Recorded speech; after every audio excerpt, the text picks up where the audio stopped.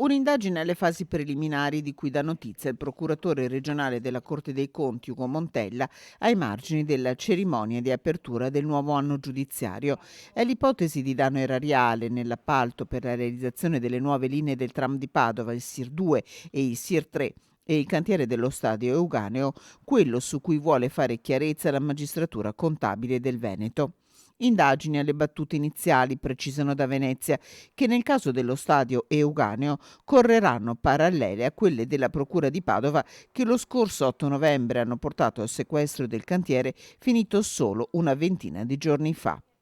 Per quanto riguarda il tram, l'indagine parte dagli esposti presentati dal comitato No Rotaie, che ha chiesto alla Corte dei Conti di far luce su due quesiti. Perché la città di Padova abbia scelto il progetto Translor con il rischio di difficile reperimento futuro dei pezzi per le manutenzioni e poi perché, a fronte di un aumento dei prezzi delle vetture del tram, non si sia deciso di ricorrere ai bus elettrici.